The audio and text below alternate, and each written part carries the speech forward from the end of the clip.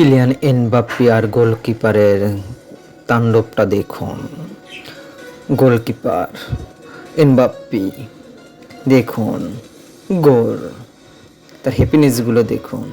ওহ, goalkeeper পড়ে গেল, কি ফাউল না করলো এমবাপ্পে। ও দৌড়, দমগুলো দেখুন দৌড়ের। ওহ, গোল।